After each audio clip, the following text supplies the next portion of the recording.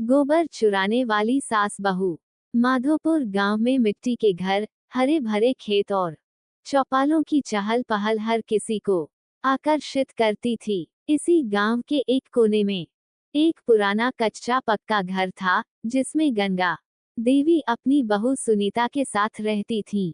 गंगा देवी गांव की अनुभवी, चतुर और मजेदार महिला थीं। उनकी हरकतें कभी कभी सबको हंसा देती थीं, लेकिन जब जरूरत पड़ती तो वे बहुत समझदारी से काम भी लेती।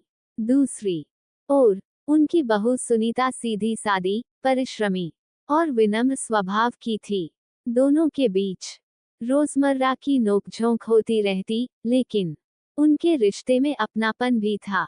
गंगा देवी का एक बड़ा सपना था, अपने घर के आंगन में ढेर सारे उपले गोबर के कंडे बनाए जाएं, ताकि सर्दी में जलाने के लिए लकड़ी न खरीदनी पड़े। गांव में हर किसी के घर में गाय भैंस थी, लेकिन गंगा देवी के पास कोई मवेशी नहीं था।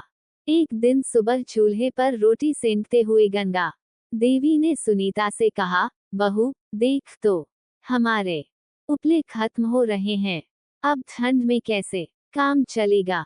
सुनीता ने सुझाव दिया, मां जी, क्यों न हम एक गाय खरीद लें। गंगा देवी हंसकर बोली, अरे पगली, गाय रखना आसान काम नहीं है, उसे खिलाना पिलाना पड़ेगा, उसके लिए जगह बनानी पड़ेगी, और सबसे बड़ी बात, हमारे पास पैसे कहाँ हैं। सुनीता को चिंता हो रही थी कि बिना उपलों के सर्दी में चूल्हा कैसे जलेगा, लेकिन गंगा देवी के दिमाग में एक चालाक योजना थी। गंगा देवी ने सुनीता से कहा, आज रात जल्दी सो जाना, तुझे सुबह जल्दी उठना है। सुनीता ने सिर हिलाया, लेकिन उसे ये समझ नहीं आया कि ऐसा क्या खास काम है।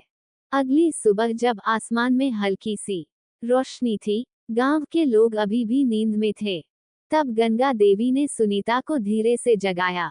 दोनों सिर पर टोकरी उठाकर चुपके से खेतों की तरफ चल पड़ी। सुनीता ने धीरे से पूछा, मां जी, ये कहाँ जा रहे हैं। गंगा देवी ने फुसफुसाकर कहा, अरे बहू, चुपचाप चल, आज हम गोबर इकट्ठा करने जा रहे हैं। सुनीता चौंक गई, मगर मां जी, गोबर तो दूसरे लोगों के मवेशियों का होगा, ये तो चोरी होगी। गंगा देवी हंसकर बोली, अरे पगली, गोबर तो किसी के काम नहीं आता, सब इसे वैसे ही छोड़ देते हैं, अगर हम इसे उठा लें तो इसमें क्या गलत है। सुनीता को यह सही नहीं लगा, लेकिन वह कुछ बोल नहीं सकी। कुछ दिनों तक गंगा देवी और सुनीता रोज तड़के उठती, खेतों में जाती और वहां बिखरा गोबर उठाकर टोकरी में भर लाती। धीरे धीरे उनके घर में गोबर के ढेर जमा होने लगे, और गंगा देवी खुशी से फूली नहीं समा रही थीं। लेकिन दूसरी ओर गांव में एक अजीब सी चर्चा शुरू हो गई। गांव के कुछ लोग कहने लगे, भाई, ये कौन है जो रोज रात में हमारे खेतों से गोबर उठा ले जाता है। हरिया काका, जिनके पास 4 गायें थीं, सबसे ज्यादा परेशान थे। एक दिन उन्होंने गांव के चौपाल पर आकर कहा, देखो भाई, यह गोबर चोर कोई नया किस्म का चोर निकला है। अनाज, पैसा या गहने नहीं चुराता, बस गोबर ही ले जाता है। गांव के लोग हंसने लगे, लेकिन हरिया काका गंभीर थे। उन्होंने घोषणा की, अब हम इसे पकड़ने के लिए सुबह खेत में पहरा देंगे। अब सुनीता को डर लगने लगा।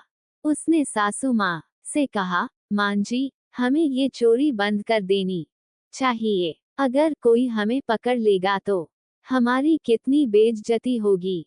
गंगा देवी ने हंसकर कहा, अरे बहू, जब तक कोई देखेगा नहीं, तब तक चोरी चोरी नहीं कहलाती। अगले दिन जब हमेशा की तरह गंगा देवी और सुनीता खेत में पहुंची, तो उन्हें जरा भी अंदाजा नहीं था कि हरिया काका और गांव के कुछ लोग झाड़ियों में छिपे बैठे हैं। जैसे ही गंगा देवी ने फावड़ा उठाया और गोबर टोकरी में डालने लगी, हरिया काका ने जोर से चिल्लाया, अरे पकड़ो, गोबर चोर यही है। गांव के लोग दौड़कर आए और गंगा देवी और सुनीता को चारों तरफ से घेर लिया। सुनीता की हालत खराब हो गई, वह शर्म के मारे सिर झुकाकर खड़ी हो गई। लेकिन गंगा देवी अभी भी मस्त थीं। उन्होंने हंसते हुए कहा, अरे भाई, इसमें चोरी कैसी?